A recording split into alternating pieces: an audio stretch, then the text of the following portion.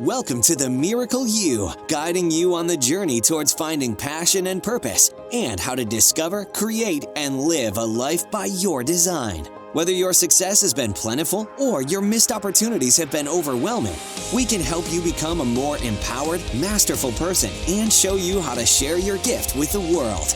It's time to inspire change from within with the host of the Miracle You, Vince Kramer. Hello, imagination. I'm Vince Kramer, your host, and welcome to the Miracle You, where you learn about the magic of living your life by finding the example in real life. I've talked about consciousness and awareness in the past, but I've never really tied the two together for you. To be conscious is to be aware. So when we're in a higher level of consciousness, we're in a higher level of awareness. And we can use this higher level of consciousness or awareness if we allow it to be part of our day-to-day operating. If we can use it to live our life truly the way that we want it. One of the ways to be aware or to be conscious is how we communicate. And it's important to understand that in being conscious when we communicate with others, it can make a huge difference in our lives and it can make a huge difference in their lives. But what's really important is to be conscious about how you communicate with yourself. What's your self-talk like? How do you help yourself or how do you hinder yourself on your journey through life, through your expectations, through living the life that you're meant to live? Do you do it in a way that's supportive and honoring of who you are, understanding that you're going to have your ups and downs, compassionate with yourself in those ups and downs? Or are you demanding of yourself? Are you belittling of yourself? When you come into your day knowing and having the intent of consciously communicating with yourself, so you're able to consciously communicate with others, the door is open for amazing things to happen. I'm with Jem Fuller today. Jem's a man who has lived a very diverse and colorful life around the world, from actor and singer-songwriter to tattooist and fire dancer, from kindergarten teacher to healer, and then corporate leader. He has certainly packed a lot into his lifetime. He now coaches executive and senior leaders and runs remote retreats for communication, resilience, and functional mindset. Over the last decade, he has studied and become qualified in coaching, human behavioral profiling, and neuro-linguistic programming. Jem Fuller, are you ready to share the miracle of you with the imagination? As ready as I'll ever be, Vince. Thanks for having me on. Excellent. I think we're going to have a great conversation today. You've got so many things to share, and I can't wait to bring out some of the most important things. But before we get started, could you share a little bit more about you and what you're doing in the world right now? Yeah, absolutely. You know, I was thinking coming into this conversation with you this morning and reading about your podcast and being quite inspired by the conversations that you have, that the miracle really begins at conception, right? I mean, it's the odds of, you know, the exact sperm and egg and the timing of everything coming together to create us as an individual is a miracle in itself. So the miracle of you begins right from the very start, doesn't it? Yeah, it certainly does. Yeah, look, I feel very, very lucky, very blessed at this point in my life, at the age of 50, about to turn 51. And, you know, I've got beautiful, wonderful clients, executive and senior leaders in government departments, in the private and not-for-profit sector. I've been able to bring all of my work online through, you know, the lockdowns over the last couple of years. I live in a state in Australia that reportedly has had the strictest lockdowns for the longest period of time over the last couple of years. But then again, look, I'm super lucky. Our bubble is quite big. I've got a beautiful partner. We've got 4 teenagers. My mum lives with us. We're on a farm. My brother and his wife and their 2 little kids live in the farmhouse next to us. So we've got a beautiful community. And you know, we've been very lucky through all of this. So that's where I am currently. Yeah, the journey to get here is a little bit more interesting, I think. I know it is. As I've done the research, it's like, wow, what a journey you've had. One of the things that we share on the Miracle You is the fact that each and every one of us has been nudged or maybe even slammed in the head with a fist with some kind of message that it's time to wake up and it's time to look at life in a different way. With all the different things that you've done and all the experiences that you've had, what was the big wake up call that got you to step into one, working with corporate leadership, but then also bringing consciousness and mindfulness to the world? Yeah, so there was one night actually that I had quite a profound experience, and I'll share that with you in a moment.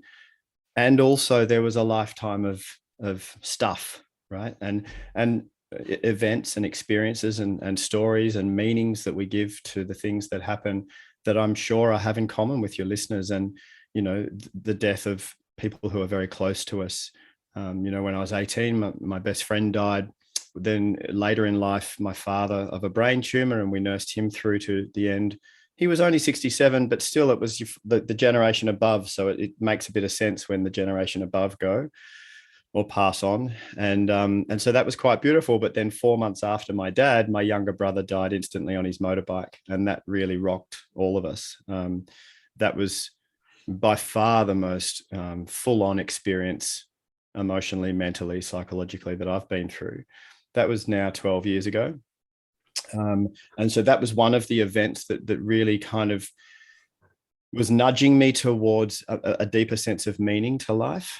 I had, when I became a father, I've got 2 teenage boys of my own, and my partner has a couple of teenage kids too.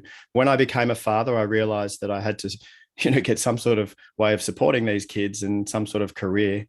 Up until my early 30s, I'd pretty much been an anti-establishment bohemian hippie wandering around the world, you know, into the far reaches of places very, very different to where I grew up in Australia. Yeah, so kids came along, got a career with an international travel company, and had quite a successful 8 years with them. And the last 3 years of which I was working in senior leadership, you know, 150 staff and $100 million turning over in my business, and you know, all of the pressure to drive net profit month on month on month. But the positive was that I learned a lot about leadership, which was great. Then came the night. I was sitting in a North American Indian sweat lodge, but here in Australia, on Aboriginal land here in Australia, with a group of brothers that I've been sitting in men's circle with for 10 years. We sit around the fire and talk about meaningful topics. This night we had a sweat. The sweat was very hot. I was in there for a long time, and I ended up having an out-of-body experience. And I was 5 years old again, and I was kind of, from my experience, I was flying around, you know, I don't know where, but I wasn't in my body. And it was quite delightful, actually, as a 5-year-old. And I pinpointed that up until 5 years old was my age of innocence. When I was 6 years old, my father lost his temper really badly and you know, beat me up. And that event, I made that mean that I wasn't good enough. So all through my life, I'd had this background belief that I wasn't enough. But I didn't realize this because it was subconscious, right? But in this sweat lodge, it all came to me, and I had the out-of-body experience. I went home, I had a very prophetic dream, and I woke up in the morning out of that dream, and I realized, wow, I've had this belief inside me that I'm not enough, and I need to change that because that's not working for me. So long story short, I went and read a whole bunch of books about this, and I went to work on myself, and I felt a real calling to create a life, first of all, where I loved myself and accepted myself. And then once I'd done that work, how could I then go forward and create a more meaningful life in terms of how I can positively impact others? So that was the start of it. And then I lost my job, and then I lost my marriage, and then I lost my house, and I lost everything. The universe went, right, clean slate. Thankfully, I got to keep my 2 kids 50-50. I've been week on, week off with my kids for the last 10 years. So single parenting half the time, and then creating my vocation, which is the work that I do now, helping others. Quite the journey, and in that journey, you know, you've learned so much, and you have so much to share. I think it's interesting. I also had a sweat lodge experience. Mary, my wife and business partner, and I, we have done sweat lodges, we've done temescals, and in my first sweat lodge experience, I flew with my grandmother. Wow. So Wow. very similar to your experience there, and the awakening that came from that. She's been my let's say bulletin board in the sky since she's died, to remind me Yeah. of why I'm here. I And love that. also similar to you, at 5 years old, I knew that I was here on earth to help people love themselves so that they could love others. And then grandpa started me on my journey on why I wasn't enough. A little bit different story there, but we've kind of walked hand in hand through that journey for Yeah. sure. I was just a Vince, few years ahead of you. Vince, I love the way you put it so succinctly, helping others love themselves so they can love others. And I couldn't agree with you more. I really believe that's the right way around. It's when you come to a complete place of self-compassion, self-love, self-acceptance, then the bandwidth that you've got in your mind, body, and soul is not taken up with your own stuff. When you come to a place of resolution with self, then that clears the way for you to make it about others. You can be more present in your giving and your contributions. So I love the way you put that. That's beautiful. It's the only way that we can do it fully, right? Yeah, I reckon. So, as you know, the interesting thing, there's a couple directions I would love to go with you, Jim. One of them was, I truly believe that everything that we do in life is developing our gifts and talents, and more gifts and talents to help us live the reason that we're here. We call it the divine intent. Um, all the things that you've done, can you just share some of your experiences and how you can bring them into what you're sharing now with leaders and conscious men and conscious women? Yeah, wow, my mind's kind of exploding with so many things I'd love to share.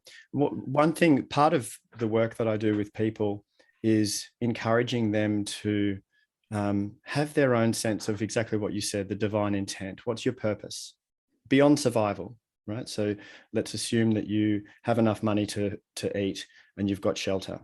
Beyond that, where's the meaning to your life? And I found a lot of people can struggle with that if they make it too big a deal, right? If they think, oh, it's divine, so therefore I have to have a lightning bolt moment and it's preordained somewhere from some force beyond me, and they're kind of waiting for this big thunderbolt moment. And that can actually get in their way, because sometimes our coming to this divine intent can be beautifully subtle. It can be quiet. We can come to these inspirational understandings in the quiet bits, not in the thunderbolts and lightning. So the advice I give to people is, do you know what? You get to make this up. Trust yourself, and you can change it. You can say to yourself, my calling in this life is, ABC. And 5-10 years from now, you can adjust it. You can amend it. You can be flexible. There's no rules. You get to make this up. It's your life, as long as it is meaningful to you. And you get to use your natural talents that you were born with or you've developed, and it's in service. If you can find something with those ingredients, you're going to be okay. So that was that. The other thing I felt to share with you and your listeners, Vince, was that through all my years of traveling to very, very remote countries, and countries that were culturally very different to mine, I was on this quest when I was younger to try and get to places that were really different to mine. And I didn't know why at the time. I thought I was just being adventurous. But I look back now, and now I know why I was driven to do that. It was all about connection. And it wasn't just connecting with people who were like me. In fact, it was the opposite. I wanted to connect with people who were really different to me. I wanted to find the commonalities, and humans have this drive to connect because we need each other, right? And that's why it saddens me so much to see people shouting at each other in Twitter and on these platforms. They're shouting at each other. They don't even know each other. They haven't even sat down to explore the basic commonalities, like we've all got the same color blood, all of us. We all need food and shelter. We all love our children. We all grieve when a loved one dies. We're the same, right? In the fundamental ways. So look, I think that, if you ever have a fear of someone who's different to you, try and sit down and have a chat with them, because you'll find out that there's actually a lot more in common than you think. And, I'm a big advocate of love rather than violence and hate. I think love is much more functional. Well, I agree 100% with you. And Mary and I have spent many a dinners around the world with different families and experienced different people. And the truth is, there's much more in common than there's not. We just tend to, and I think society drives that just because of our fear of being right or wrong or different or lose something to someone else. We always concentrate on the things that aren't common between us, and it's such a sad journey for all of us. But I think the vibration of the world's increasing, and as we move into that higher vibration, I think we're going to see more and more the understanding that we truly are just one energy. And what do we do in that? How do we support ourselves as much as we support everybody else? And I appreciate what you're doing on that journey, because it's so important for us to understand. And it's really important for us as men to start to understand that we're kind of behind the power curve a little bit in the understanding of who we are and how important it is for us to be our individual selves and not what the world thinks or our family thinks we're supposed to be. And a lot of that comes with communication, right? So could you talk to me? I know you've got a book out. It came out just recently, The Art of Conscious Communication, and it's for men. Could you explain what conscious communication is, first of all, and then the purpose of the book? Yeah, absolutely. Thanks, Vince. So conscious communication in its simplest understanding of that term, to be more conscious is just to be more aware, right? So the more conscious we are of something, the more aware we are of it. So it's about how can we be more aware of the communication itself, our role in the communication, whether we are communicator or whether we are the person listening and seeking to understand, whether it's one-to-one or one-to-many. What is the real purpose of this particular communication? Is it to relay instructions or directions, or is it to tell someone you love them, or is it to make someone feel safe, or is it to make someone feel included? Is it to connect, or is it to create boundaries? What is the higher purpose of this communication? And then in the book, I go into a whole range of stuff that can get in the way of our being conscious in communication, and then some strategies and tips to help us with that.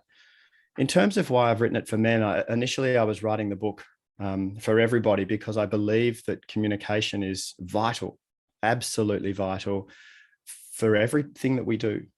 Starting with the communication with ourselves, which I know you're big on, obviously. How do I speak to myself? What's the quality of my self-talk like? Because that's really important. And then, without communication, we can't have an idea and then manifest it into reality. We have to be able to communicate that idea for it to become a real living thing. We can't have resolution across conflict without communication. We can't come together and create what we create without communication. In fact, without communication, we wouldn't have even survived as a species. It's in our ability to socialize and communicate that we've been able to come this far. And so there, I believe that it is also with communication that we can evolve and expand into this higher vibration that we need to do. Because we're running out of time, to be honest. It's a bit of a cliffhanger, this human movie at the moment, but I believe we can get there. So communication itself, I believe, is super, super important. As I was writing the book, I had a book writing mentor, and she said to me, Jem, you need to pick an audience rather than trying to write for everybody. You need to pick an audience. And she said, I think this book would be great for men right now. And straight away that resonated with me. I've been sitting in a men's circle, like I said earlier, for many years. And I feel for men at the moment for two reasons. One, for men themselves, because we're stuck in a culturally indoctrinated stereotype that we were born into in our generation and our son's generation, that came from the past. It came from the Industrial Revolution and World War II, and it came from hard times when you had to suck it up, stiff upper lip, don't cry like a girl. Can you believe we say that to our sons? That's ridiculous. Man up, don't show your feelings. Vulnerability is a weakness. We got born into this. So that's a whole lot of indoctrinated stuff that we need to break through. And a lot of men don't know how to do that. So in the book, I'm giving them ways that they can deepen their conversations with themselves, with their partners, and with their mates. You know, I'm really wanting us as men to raise and evolve together to help each other do that. So that's for the men.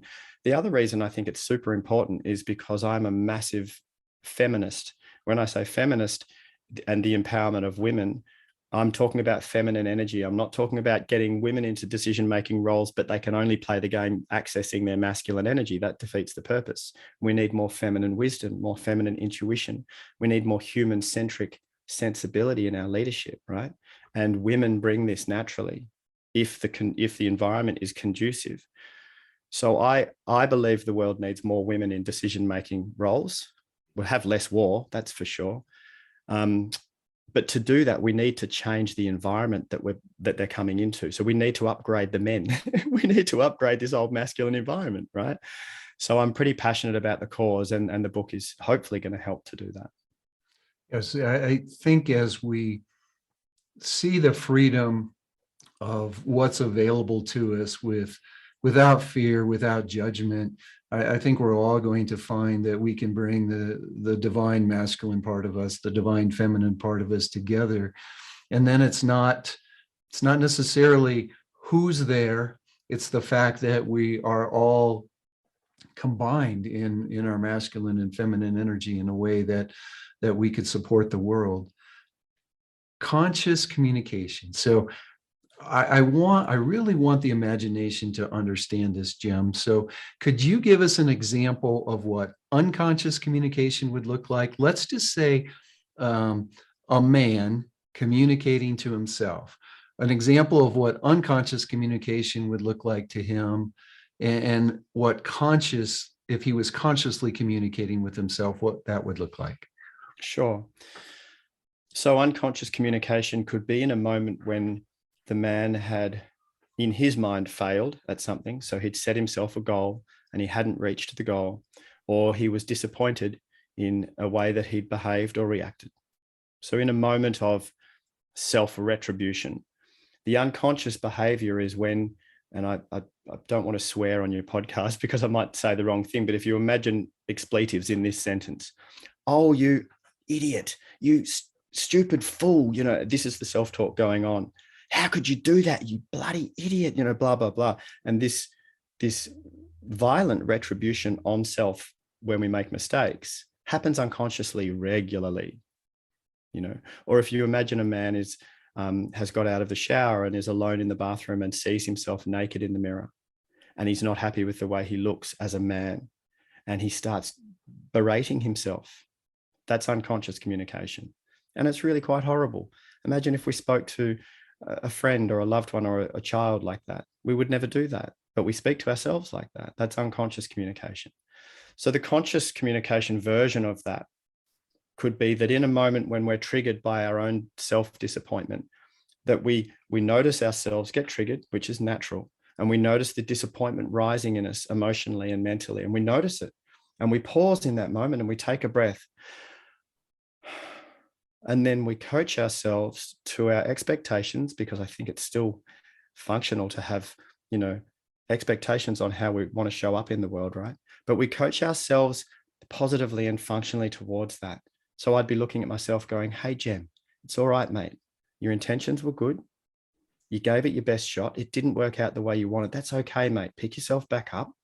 Stick to your game. Stay values aligned. You're going to be all right. You've got this, right? You're a good man.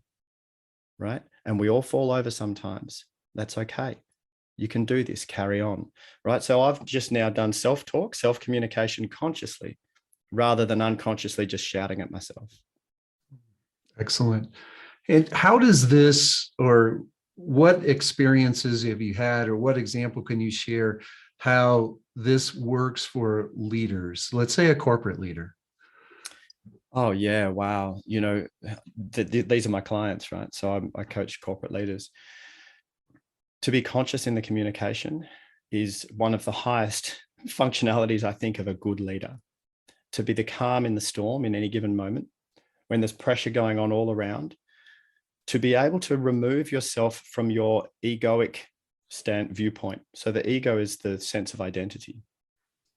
necessary, apparently, because we've all got one, right? So we've all got a sense of identity. So that's fine, but it gets in the way a lot.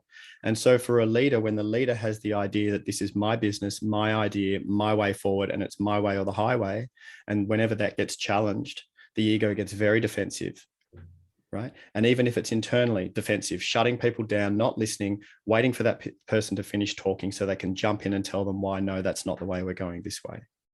So that's all very unconscious, reactive, egoic leadership.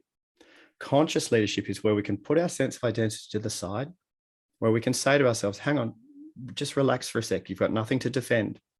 I'm here to serve the greater good. As a leader, that's my role, right? To serve.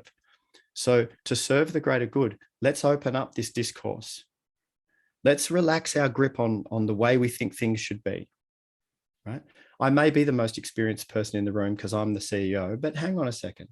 Let's just relax the grip for a second and open our ears and listen. Be conscious of this communication. Seek to understand the differing points of view, not to defend your own point of view and reactively wait, queuing up to speak and say no. Actually relax, take a breath and seek to understand. Because then you're creating a space where people feel safe to have crazy ideas. And it's crazy ideas that become genius ideas if they work, right? Mm. Every genius idea was a crazy idea until it worked. So if you create an environment where the people who report to you feel safe enough to sound silly or maybe have an idea that doesn't fly or to, put themselves out there, then you can have true collaboration. And I believe a conscious leader is someone who can facilitate that true collaboration rather than just storming off saying, follow me. What's the biggest expansion or transformation you've seen in the work that you've done with others? Wow. One of my current CEO clients, so he's the CEO of a government department, and he had never, he might have heard of meditation before, but he had never gone anywhere near a practice of mindfulness and things like this. And he came to me first. He actually inherited me because I was already working with the organization, with the department. And so when he got appointed into the CEO role, I was already there. So he let me keep coaching the senior leadership team, the executive team. But after some time, I said, hey, I'm on the payroll. Why don't you have some time with me? And over the last 2.5 years, we've built this beautiful relationship of coach and coachee, and he completely trusts me. And he's never done work like this before. Now I've got him practicing mindfulness, meditating, self-affirmations, self-love, all this kind of stuff. And it was really interesting because he had never told anybody, but he was suffering anxiety. Mm. And I believe there's a lot of executives, a lot of men as well, especially. Well, I don't know if especially, but certainly a lot of men who don't tell anyone that they have moments where anxiety cripples them, that they struggle to put their suit on in the morning and go and play that game again. But they're too ashamed to tell anyone because vulnerability is weakness, right?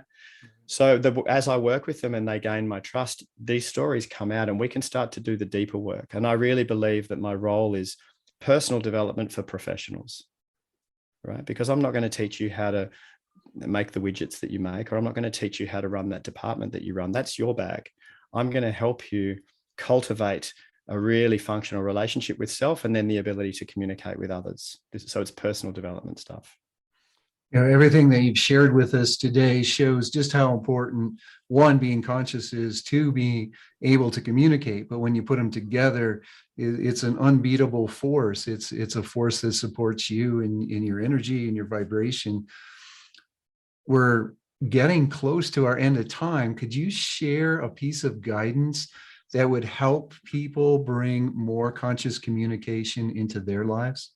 Yeah, absolutely. I would love to share with you a habit that I've formed, and it sounds too simple to be effective, but it's deceptively simple, this beautiful little habit. And I first heard about this at the Global Mindful Leader Forum in 2014. And this beautiful keynote speaker, a very small man in stature, but energetically filled the room, an American. And he came up onto the stage and the whole room was silent, a few thousand people. And it was just the right timing for me to hear this man speak. And there was a couple of things that he said that I actually took and adopted. And one of the things that he said was pause often. Pause often. And so I took this and was determined to create a habit out of this, which I've done. And I call them pause moments. And it's very literally 3 to 5 seconds, several times throughout the day, where you're in the middle of doing something or you're in between tasks and you literally just pause, take a breath, notice what you can notice, drop the judgment, drop the stories, just simply notice what you can notice in your conscious awareness. What can you hear? What can you feel? Can you smell anything, taste anything? Just notice 3 to 5 seconds and then continue. And these pause moments have become these little micro recalibrations for me. I can be racing through the day and I've got lots of things on and I've got kids here and there and work and clients. And then you pause and you go, and you kind of come back to your place of equanimity and continue. So if I can encourage anybody listening to create a habit of pause moments, and if you want to figure out great ways to create habits, I'm loving James Clear's book, Atomic Habits, which lots of people are loving at the moment. And he calls it habit stacking. You stack the new habit with an existing habit. Brushing your teeth, put a little sticky note next to your toothbrush that says pause. Making your coffee, put a little sticky note on the coffee machine that says pause, right? And over time, we create a neural association between brushing the teeth and making the coffee and pausing. So now I don't have the sticky notes, but every time I go to make a coffee, I pause. I didn't have time to get NLP in there, but you shared a little bit of it. So I appreciate it so much. Yeah. For the imagination, this is such an important episode.